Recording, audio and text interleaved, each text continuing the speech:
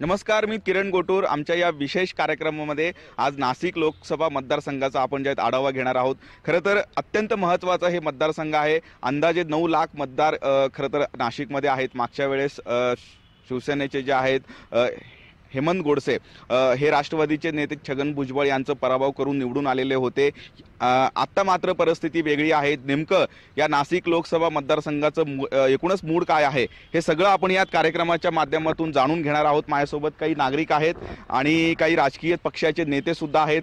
राष्ट्रवादी काँग्रेसचे जयंत जाधव आहेत आणि या कार्यक्रमाला ज्यात हेमंत गोडसे आलेले नाही आहेत पण त्यांचे प्रतिनिधी जगदीश गोडसे आलेले आहेत आणि मनसेच्या वतीने अनंता सूर्यवंशी आहेत. या सगळ्या नेत्यांकडनं आपण या नाशिक लोकसभा मतदारसंघातनं एकूणच काय मूड आहे हे सगळं माहिती घेणार आहोत. आपण पहिल्यांदा जाऊया ज्यात हेमंत गोडसे यांच्या प्रतिनिधीकडे, कारण ते खासदार आहेत. मागच्या 5 वर्षामध्ये काय कामं झालेलं आहेत किंवा काय नाही हे सगळं आपण माहिती घेणार आहोत. सर, काय सांगाल, मागच्या 5 वर्षामध्ये कितपत कामं झालेले आहेत नाशिकमध्ये? कुठल्याही शहराचा विकास म्हटलं की air connectivity, road connectivity, rail connectivity, water connectivity या सर्व गोष्टी त्या ठिकाणी असल्या पाहिजेत. खासदार साहेबांनी गेल्या 5 वर्षांमध्ये सातत्याने या गोष्टीचा करता प्रयत्न केले. या ठिकाणी एअरपोर्ट त्या ठिकाणी झाल्यानंतर जवळपास 1.5 वर्ष त्या ठिकाणी विमानसेवा सुरू झाली नाही. त्याच्यातला जो टेक्निकल प्रॉब्लेम होता हस्तांतरित तो पूर्ण करून त्या ठिकाणी सर्वात पहिले त्या ठिकाणी एअर सेवा चालू हो याकरता दिल्लीत आंदोलन केलं. त्या ठिकाणी नाशिक दिल्ली विमानसेवा सुरू झाली. आज अहमदाबाद नाशिक सुरू झालेली, हैदराबाद नाशिक सुरू त्या ठिकाणी होतं आहे. म्हणजे एअर कनेक्टिव्हिटी कुठल्याही शहराला प्राप्त झाल्यानंतर त्या शहराच्या विकासाला गती त्या ठिकाणी लाभते. त्याच पद्धतीने रेल्वेचा असेल, आता आपण बघितलं का राजधानी एक्सप्रेस त्या ठिकाणी चालू केलेली आहे. आता लोकलचं पण त्या ठिकाणी लोकलची पण सेवा येत्या काही दिवसात त्या ठिकाणी चालू होती आहे. त्याचबरोबर जी काही राजा राणी एक्सप्रेस त्या ठिकाणी होती, अनेक प्रवाशांना ती गाडी चालू झाल्यानंतर ती कुर्लाला जायची, ती शिवाजी टर्मिनसला गेली पाहिजे. प्रवासी संघटनेने हायकोर्टामध्ये केस दाखल केली, ती फेटाळण्यात आली. त्यानंतर सुद्धा खासदार साहेबांनी परत एकदा त्याच्याकरता प्रयत्न केले. ती गाडी शिवाजी टर्मिनसपर्यंत नेऊन त्या ठिकाणी पंचवटीला जी काही पॅरलल एक्सप्रेस त्या ठिकाणी चालू झाली ती तिचा हेतू त्या ठिकाणी साध्य झाला. म्हणजे रेल्वेच्या माध्यमातून त्या ठिकाणी त्यांनी ते कामं केले. पाण्याच्या संदर्भात पण आपण जर बघितलं, दमनगंगा एकदारा प्रकल्प असेल, वैतरणा अप्पर वैतरणाचा प्रकल्प असेल, हे दोन्ही प्रकल्प राष्ट्रीय प्रकल्पामध्ये टाकून त्यांनी त्याला मान्यता दिली. ते दोन्ही प्रकल्प जर मंजूर झाले तर नाशिकला जवळपास 12 TMC पाणी मिळेल. त्याच्यामधलं देवलिंकला जे सिन्नरला आपण बघतो की नाशिक जिल्ह्यामध्ये सिन्नर हा तालुका सगळ्यात दुष्काळी, जवळपास 500 फूट उंचीवर तो तालुका त्या ठिकाणी आणि ते पाणी पाईपलाईनद्वारे त्या ठिकाणी देवनदीला टाकल्यानंतर तिथला पाण्याचा प्रश्न सुटतो, पिण्याचा सिंचनाचा प्रश्न सुटतो आणि जो इंडस्ट्रीयल कॉरिडॉर म्हणून जो डिक्लेअर झालेला आहे तो हब, त्याला पाणी त्या ठिकाणी उपलब्ध होतं. सांगण्यामागचा याचा हेतू एकच का पाण्याच्या बाबतीत सुद्धा हे 2 खूप मोठे प्रकल्प त्या ठिकाणी त्यांनी मंजूर करून घेतले. नाशिकलाही जे काही पाणी त्याच्यातून मिळणार आहे त्याच्यामुळे नाशिकचा पाण्याचा प्रश्न त्या ठिकाणी सुटणार आहे. असे 2 महत्त्वाचे प्रकल्प त्यांनी राष्ट्रीय प्रकल्पामध्ये त्याचं वर्गणी करून त्याला मान्यता मिळवून घेतलेली. रोड कनेक्टिव्हिटीच्या बाबतीत आपण बघितलं असेल का खासदार साहेबांनी जे उड्डाण पूल आहे, आज आपला द्वारका ते दत्त मंदिर असेल, या ठिकाणी जत्रा हॉटेलपर्यंत के वाघपासून जत्रा हॉटेलपर्यंत असेल, रिंग रोड असेल, त्यानंतर शिर्डी सिन्नर महामार्ग असेल, जे काही छोटे राष्ट्रीय मार्गामध्ये त्याचं वर्गीकरण असेल, तर रस्त्याच्या माध्यमातून जवळपास 1,500 ते 2,000 कोटीचा निधी आणण्याचं काम त्यांनी रस्त्याच्या माध्यमातून त्या ठिकाणी केलं. नाशिक जसं उद्योग नगरी तसं धार्मिक नगरीसुद्धा आहे. त्याच्याकरता आपल्या कुंभमेळा या ठिकाणी होत असतो. कुंभमेळ्याला जागतिक दर्जा प्राप्त करून देण्याकरता युनेस्कोमध्ये त्यांनी त्याची नोंद करून घेतली. आपल्या बाजूलाच त्र्यंबकेश्वर त्या ठिकाणी आहे. त्र्यंबकेश्वरची प्रसाद योजनेमध्ये त्यांनी मान्यता मिळवून त्या ठिकाणी घेतली. जवळपास 200 कोटीचा तो प्रकल्प आहे. त्याच्यातून जवळपास 37 कोटी रुपये आता सँक्शन झालेले, त्याच्या कामाला कुठंतरी आता सुरुवात होती आहे. स्वामीनारायण मंदिर असेल, त्या ठिकाणी हेमडपंथी मंदिर असतील, हे 1800च्या काळात जे काही मंदिरं या ठिकाणी स्थापन झाले त्याच्याकरता निधी आणणं असेल. आपले ज्या ठिकाणी प्रभू रामचंद्रचे चरण स्पर्श झाले त्या ठिकाणी विकास करण्याचं सरकारने जे जाहीर केलं, त्याच्यामध्ये रामायण सर्किट म्हणून जी योजना आहे त्याच्यातही नाशिकचा समावेश त्यांनी त्या ठिकाणी करून घेतला. म्हणजे धार्मिक स्थळांचा जो काही टच आहे तो नाशिकचा जिवंत ठेवण्याकरता त्यांनी प्रयत्न त्या ठिकाणी केला. अत्यंत महत्त्वाची ही सगळी माहिती आहे. वेगवेगळ्या माध्यमातून खासदारांनी नाशिकचा विकास करण्याचा प्रयत्न केलेला आहे असं जगदीश गोडसे यांचं म्हणणं आहे. आपण राष्ट्रवादीचे जे नेते आहेत त्यांना विचारूया. जयंत भाऊ आहेत, तुम्हाला मान्य आहे? नाही, या ठिकाणी माझे बंधू जगदीश भाऊनी ज्या काही या संदर्भात जी माहिती दिली त्याबद्दल मी आपल्याला अतिशय नम्रपूर्वक या ठिकाणी सांगू इच्छितो की निश्चितच कुठल्याही शहराच्या विकासाला ट्रान्सपोर्टेशन कनेक्टिव्हिटी ही अतिशय महत्त्वाची बाब आहे. या ठिकाणी त्यांनी एअरपोर्टचा जो विषय काढला तो एअरपोर्ट भुजबळांनी केले हे सगळ्या जगाला माहिती आहे. आणि विद्यमान खासदाराला की जो सत्तेत आहे त्याला त्या ठिकाणी जाऊन आंदोलन करावं लागतं आणि मग एअर कनेक्टिव्हिटी येते. याची एवढी दुर्दैवी बाब कुठलीच नाही आहे. माझ्या मते एअर कनेक्टिव्हिटीसुद्धा जी काही झाली आहे नाशिक जिल्ह्याला मिळाली ती अनेक दिवसांपासून प्रलंबित असल्याने ती एक केंद्र शासनाचा एक प्रोजेक्ट होता की प्रत्येक शहराला ती कनेक्टिव्हिटी दिली, त्याच्या माध्यमातून ते आले. माझ्या मते त्याच्यामुळं ते कोणी श्रेय घ्यायचा उगाच प्रयत्न करू नये. राहिली गोष्ट जो आज यांनी ते या ठिकाणी के वाघचा त्यात उल्लेख करतायत रोडचा जो आहे तो उड्डाणपूल तो ऑलरेडी भुजबळांनी तोही केलेला आहे. आता जे काही छोटे जे काही पार्ट्स आहेत ते या ठिकाणी जर का ते कोणी होतं आहे त्याच्यामुळं काहीतरी असं एक तरी काही भरीव काम या ठिकाणी असं काही झालं असं मला काही वाटत नाही. आणि रेल्वेच्या संदर्भात या ठिकाणी सांगितलं ती जी राज्यराणी जी एक्सप्रेस आहे मुळात ती सुरूच समीर भुजबळांनी केली या ठिकाणी.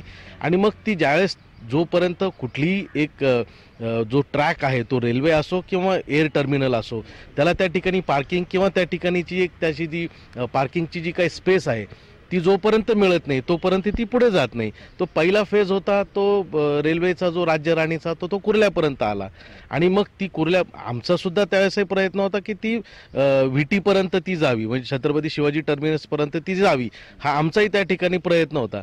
परंतु ज्यावेळेस ती केंद्र शासनाने ज्यावेळेस ती रेल्वे मंत्रालयाने ती कुर्ल्यापर्यंत मंजूर केलं आणि त्याचा पुढचा तो टप्पा होता.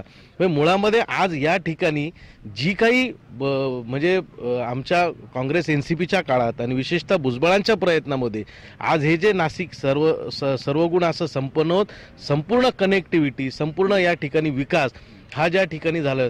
दुर्दैवाने आज आम्ही ज्या काही गोष्टी करून ठेवलेल्या आहेत उदाहरणार्थ बोट क्लब मग बोट क्लब का सुरू करू नाही शकले.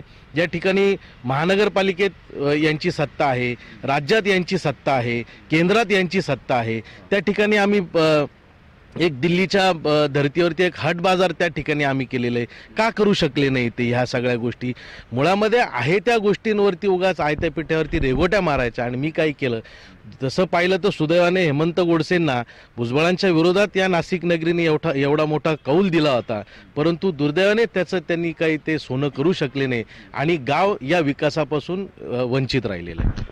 अत्यंत एक आरोप आहे की भरीव काम जे आहे आत्ताच्या खासदारांनी काहीच इथे केलेलं नाही असं म्हणणं आहे. काही नागरिकांचं सुद्धा आपण या सगळ्यावरती म्हणणं घेऊया.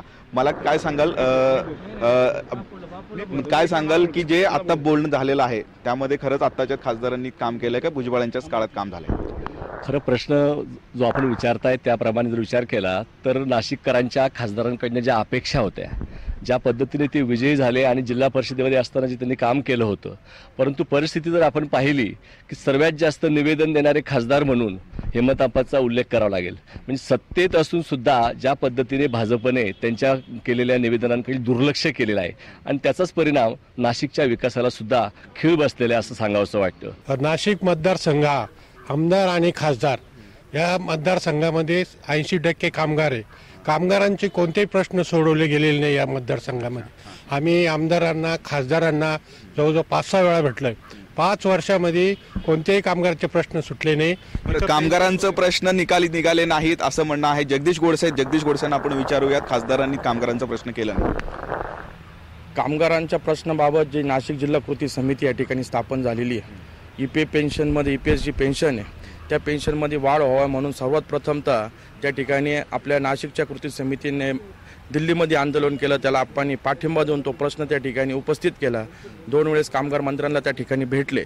आणि राहिला स्थानिक विषय कामगारांच्या बाबतीतला या ठिकाणी निमा असेल आयमा असेल किंवा इथल्या कामगार संघटना असतील सातत्याने यांच्या मिटिंगा घेऊन यांच्यामध्ये समतोल त्या ठिकाणी निर्माण करून उद्योग क्षेत्र कसं या ठिकाणी याच्याकरता त्यांनी प्रयत्न केले.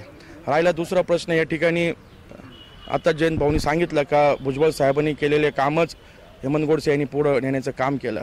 पण आपण जर बघितलं का भुजबळ साहेबांच्या त्या टायमाला समीर भुजबळ जे खासदार होते त्यांचा कार्यकाळ बघितला नाही आप्पाचा कार्यकाळ बघितला तर आपल्याला एक वस्तुस्थिती आणि सत्यस्थिती मान्य करावी लागेल की खासदार साहेबांनी असं एकही विषय नाही असं एकही क्षेत्र नाही. मग यांनी सांगितलं का एअरपोर्ट बनवून ठेवलं मग सत्तेतल्या माणसाला आंदोलन करायचे का. पण ही ताकदच सत्तेत असताना सुद्धा आज भारतामध्ये 3रं शहर नाशिक आहे का ज्याला उडान योजनेचा लाभ भेटतोय. म्हणजे भाजपने काम नाही करू दिलं असं म्हणायचं आहे का? भाजपने काम करून देण्यापेक्षा त्या ठिकाणी जे आपले कामं होत नसतील तर आंदोलनाचा पवित्र घेण्याची ताकद खासदार हेमंतप्पा गोडसेंमध्ये आहे. कामं होत नाहीत म्हणून आत्ताच्या खासदारांनी आंदोलन केलेलं आहे असं जगदीश गोडसेंचं म्हणणं आहे. आणखीनही काही नागरिकांचे प्रश्न आहेत, मनसेला काय वाटतं किंवा आपच्या नेत्यांचं काय म्हणणं आहे हे सगळं आपण बघणार आहोत. पण आधी घेऊया एक ब्रेक.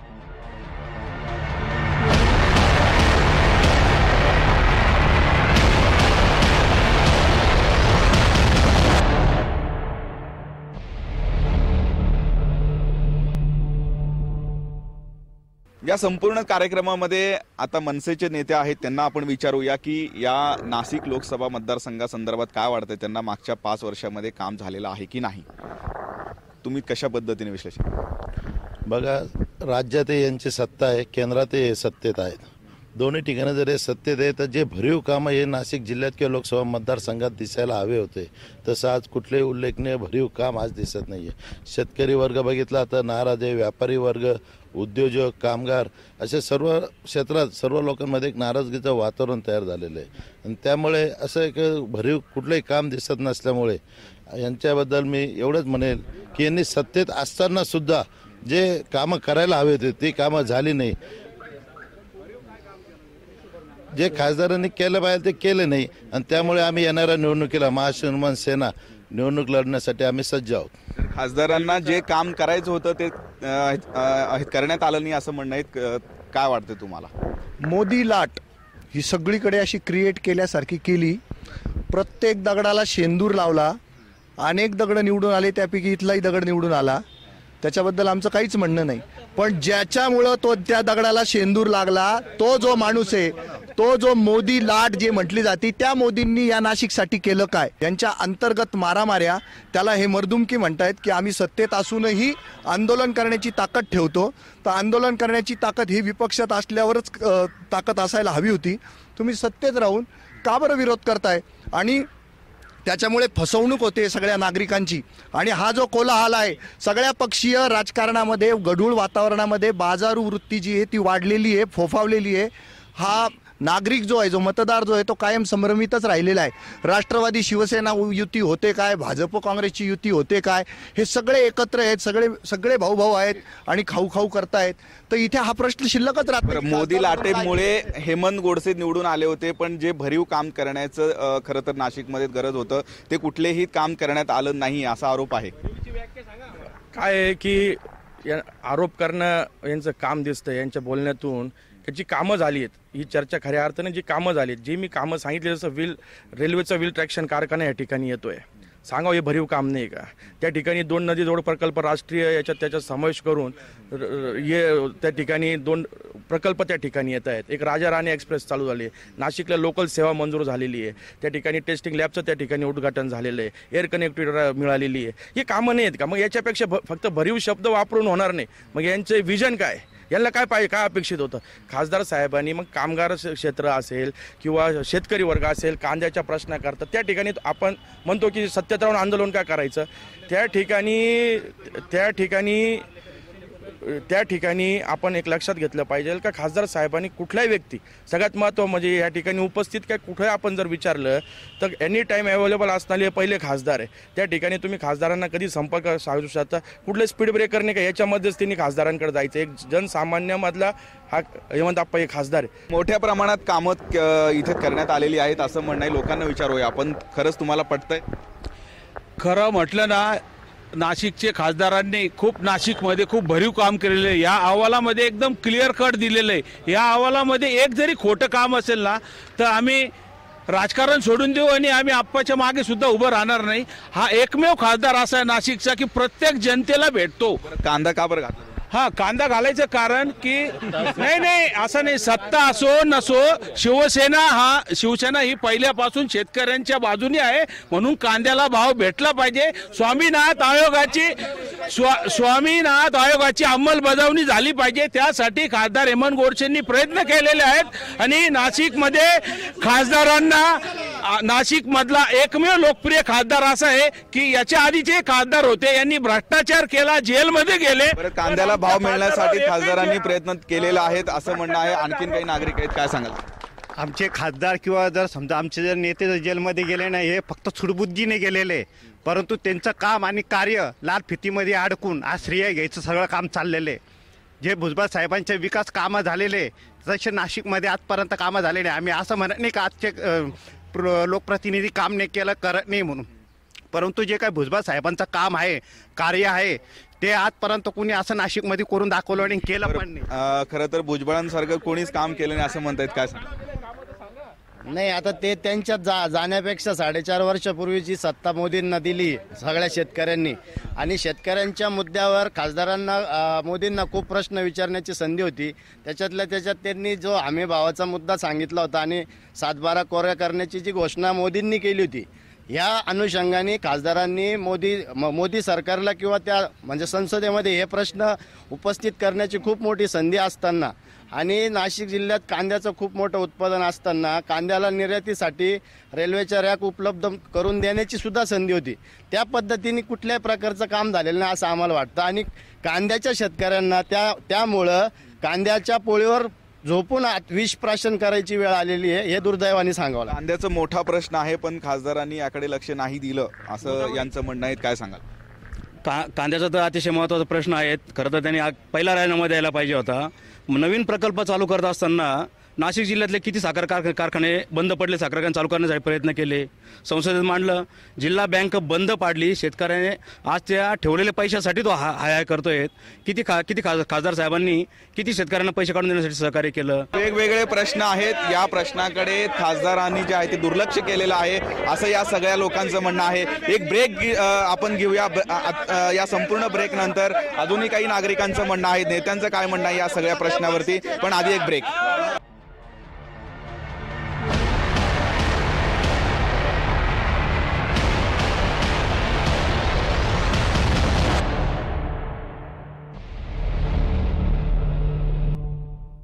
या संपूर्ण कार्यक्रमामध्ये ब्रेक नंतर आता कांद्याच्या प्रश्नावरती आपण खरं तर जे आहेत उत्तर घेणार आहोत. नाशिकमध्ये कांद्याचा प्रश्न मोठा आहे. खरं तर दिल्लीमध्ये हे प्रश्न मांडण्याची एक खरं तर भूमिका म्हणजे खासदारांनी घेणं अपेक्षित होतं, ते घेतलं नाही असं लोकांचं म्हणणं आहे. आताच एक जणांनी तर सांगितलं की आपण 5 वर्षात कुठले जर आपण इथून मागचा कुठल्या खासदाराचं जर हे काढलं की त्यांनी हे तर मी म्हणतो म्हणून नाही, त्या ठिकाणी त्याची नोंद असते.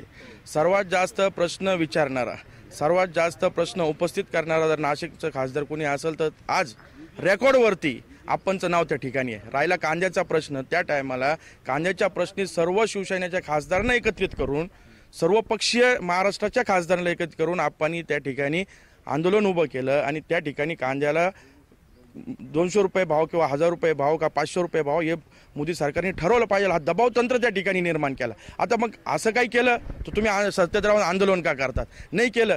पण ज्याला माहितीच नाही आहे का तिथं प्रश्न उपस्थित केल्यानंतर त्याचं रेकॉर्ड होतं.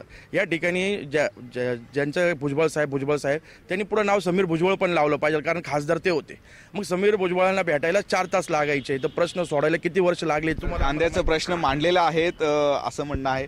खरंच असं वाटतंय तुम्हाला? नाही, जर कांद्याचे प्रश्न यांनी जर मांडले होते, हे जर सत्तेत होते, यांनी जर का संपूर्ण शिवसेनेच्या खासदारांचा गट एकत्र केला होता, तर आज आमच्या या संपूर्ण या आमच्या नाशिकच्या एका शेतकऱ्याला त्या कांद्यावरती बसून आत्महत्या करायची वेळ का आली असती? तो आमचा एक सहकारी या ठिकाणी सांगतोय की या ठिकाणी साध्या गोष्टी आहेत. हे रेल्वे म्हणतायत ना, तुम्ही या ठिकाणी खरंच का रेल्वे वॅगन्स या ठिकाणी कांद्याकरता उपलब्ध करून दिल्या नाही? उत्पादक आहेत माझ्यासोबत. नेमकं कांद्याचे प्रश्न इथल्याच खासदारांनी मांडले आहे की नाही हे विचारूयात. काय वाटतं तुम्हाला? नाही, खासदार निश्चित म्हणजे मी एक शेतकरी या नात्याने सांगतो, हे राजकारण बाजूला ठेवतो. शेतकऱ्यांची हा जो बळीराजा आहे याने सर्वांना सुकावलंय, परंतु याला सुकावणार अजून कोणी नाही. परंतु मी निश्चितपणे सांगेल का तळागाळात जर काम बघितलं गेलं खेड्यापाड्यात वाड्यात, मला वाटतं मी खासदार माने असतील, माधवराव असतील, उत्तमराव ढिकले असतील, यानंतर समीर भाऊ भुजबळ असतील, आमचे राजाभाऊ गोडसे असतील, आणि मी जवळजवळ 7 ते 8 खासदार या ठिकाणी बघितले. पण यांच्याहीपेक्षा प्रामाणिकपणे खेड्यात पाड्यात जाणारा एकमेव खासदार जो माझ्या जिंदगी जो पाहिला तो हेमंतप्पा गोडसे. खरंच कृषीचे प्रश्न निघालेत? खरं कृषीच्या बाबतीत केंद्र सरकारचं जे मुळात धोरण आहे त्या धोरणाचा खरा प्रश्न विचार केला पाहिजे. खासदार त्याचा प्रश्न मांडण्याचा प्रयत्न करू शकतात, परंतु संपूर्ण शेतकऱ्यांच्या विरोधात धोरण घेणारं केंद्र सरकार असल्यामुळे त्यात काही होऊ शकलं नाही. कांद्याच्या बाबतीत जी भूमिका आपल्या जिल्ह्याने सगळ्यांनी पाहिलं की लोकांनी आत्महत्या केल्या, शेतकरी आत्महत्या करतोय, परंतु याला जबाबदार केंद्र सरकार आहे. खासदारांनी ज्या पद्धतीने प्रयत्न करायला पाहिजे होते ते प्रयत्न त्यांनी करण्याचा प्रयत्न केला, पण त्यांना यश मिळालेलं नाही, हे सुद्धा वास्तव आहे. खासदारांनी प्रयत्न केलेला आहे पण धोरण चुकलेले आहेत असं लोकांचं म्हणणं आहे. तुम्हाला पडतं हे? एकदम चुकीची गोष्ट आहे. आमचं असं म्हणणं आहे की मागील पानावरून पुढील पानावर सत्ता आजपर्यंत स्वातंत्र्यापासून आत्तापर्यंत सत्ता ज्या पद्धतीने चालत आली त्याच पद्धतीने हे चाललेलं आहे. तोडाफोडा राज्य करा, जनतेला संभ्रमित करा, भ्रष्टाचारावर हे नियंत्रण ठेवणार होते, पारदर्शक कारभार करणार होते, न खाऊंगा न खाणे दूंगा असं म्हणणार होते. पण हे 4.5 वर्ष पारंपरिक पद्धतीनंच यांनी घालवलेले आहेत. भाजपचं जे याच्यात आपण कुठेच रोल पाहत नाही. सत्तेत भाजप आहे, शिवसेना सत्तेत नाहीच आहे ना, ते विरोधातच असतात. त्याच्यामुळे आपल्याकडे विरोधी पक्षाचा खासदार आपण परत एकदा लादून घेतला, अशी परिस्थिती 5 वर्षात आपण भोगतोय. तर याचं उत्तर आपण भाजपकडे मागितलं पाहिजे. भाजपला नाशिक शहरात 3 आमदार दिले, 3 आमदार एकत्र जाऊन शहरासाठी निवेदन दिल्याचा एक जरी फोटो असेल ना तर आम्ही राजकारण सोडून देऊ. अच्छा, विरोधी पक्षाचेच खासदार होते असं म्हणणं आहे, तुम्हाला पडतंय? असं म्हणायला हरकत नाही, कारण की त्यांना कामच करून दिलेलं नाही आणि त्यांना जे काम करायला संधी होती ती संधीसुद्धा त्यांना मिळू दिलेली नाही. आणि त्यामुळे मी तर हे सांगेल की जे पंतप्रधानांनी इलेक्शनच्या आधी जी मोठमोठी भाषणं केली की आम्ही रोजगार उपलब्ध करू, उद्योग उभे करू, उद्योग आणू, तसं काहीही झालेलं नाही. त्यामुळे ना स्वतः पंतप्रधान म्हणजे भाजपने काम केलं नाही आणि नाही शिवसेनेला करू दिलं आहे. आणि जर हे करू शकले नाही त्यांनी यांचं अपयश मानलं पाहिजे असं आम्ही म्हणतो. काय सांगा? आपण ज्या काही देश पातळीवरच्या पॉलिसी आहे त्यापेक्षा आपण नाशिकचं बोलतोय. मी केव्हापासून तुम्हाला एकच आव्हान करतोय की जी मी कामं आता खासदार जे आहेत ते विरोधी पक्षामध्येच आहेत असं लोकांचं म्हणणं आहे. नाही, विरोधी पक्षात एक भाजपने कामच करू दिलं. 2 मिनिटापूर्वी तुम्हीच म्हणता की आम्हाला काम होण्याशी मतलब आहे. तुम्ही विरोधी पक्षात एक काय करताय, आंदोलन करून शेवटी रिझल्ट काय पाहिजे, काम झालं पाहिजे. आम्ही तेच सांगतोय का आम्ही जी कामं या ठिकाणी सांगितली तुम्ही हे कुठे तपासून बघा. याच्यात एक जरी काम आम्ही चुकीचं सांगितलं असेल, मग एज्युकेशनमधलं असेल, रेलमधलं असेल, एअर कनेक्टिव्हिटीचा असेल, रोडचा असेल, नाशिक शहर धार्मिक शहर त्याचा असेल, कृषी क्षेत्राचा असेल, मोठमोठे उद्योगधंदे तुम्ही इंडस्ट्रीजवाल्यांना विचारा, कामगार क्षेत्रातील काम करणाऱ्या माणसांना विचारा. या ठिकाणी राजू देसले या ठिकाणी उपस्थित आहे, त्यांनी दिल्लीमध्ये आंदोलन केलं. कुठले खासदार गेले? एकमेव खासदार नाशिकचे त्या ठिकाणी गेले, त्यांचा प्रश्न समजून घेतला, त्यांची 2 वेळेस त्या ठिकाणी कामगार मंत्र्यांसंग भेट घालून दिली. मला सांगा, भाजप सेनेच्या भांडणामध्ये कुठेतरी लॉस झालेला आहे नाशिकचं? हे बघा, हा विषय ही काही भाजप शिवसेनेची युती काही आजची नाही आहे. ही स्वर्गीय बाळासाहेब जेव्हा होते, स्वर्गीय प्रमोद महाजन होते तेव्हापासूनची युती. यांच्या भांडणाशी आमच्यासारख्या सर्वसामान्य जनतेला काय घेणं आहे? यांनी यांचे भांडणं यांच्या घरामध्ये मिटवावे. हे सत्तेतले खासदार आहे का विरोधातले खासदार आहेत त्याच्याशी आम्हाला काय घेणं आहे? ज्यावेळेस हे निवडणुकीला समोर गेले होते लोकांना, त्यावेळेस हे उद्धव ठाकरे आणि मोदींचे प्रतिनिधीमधून लोकांकडे त्यांनी मतं मागितली. आणि उद्या जर का यांना एवढाच राग आहे तर यांनी आज ठामपणे सांगावं की उद्या युती झाल्यानंतर आम्ही या ठिकाणी नाव घेणार नाही, आम्ही भाजपच्या विरोधात फक्त आमचा या ठिकाणी उमेदवार आम्ही उभं करणार आहे. एवढं जर काय ताकदीने जर का यांनी सांगितलं तर ठीक आहे. पण ह्या सगळ्या गोष्टी होत असताना यांच्या वादाचा जो काही परिणाम आहे या गावाच्या विकासावरती होता कामा नाहीये. नाशिक लोकसभा मतदारसंघाचं मूड काय आहे हे आपण फक्त विचारूयात. फक्त गोडसे का अजून कोणी? हा किंवा नाही? अजून कोणी होऊ शकतं? अजून दुसरं कोणी? फक्त हेमंत गोडसे, ओनली हेमंत गोडसे, फक्त हेमंत गोडसे, हेमंत गोडसे, एकच आप्पा, हेमंत आप्पा, मला समीर भाऊ भुजबळ. आणि दुसरी गोष्ट गोदावरी संवर्धन अवघड आहे. जो शेतकऱ्यांसाठी लढेल तोच यावेळेस. असे वेगवेगळे मूड आहे नाशिक लोकसभा मतदारसंघाचा. आपलं वेळ संपलेला आहे त्यामुळे इथेच थांबूयात. पण तुम्ही बघत राहा जय महाराष्ट्र न्यूज.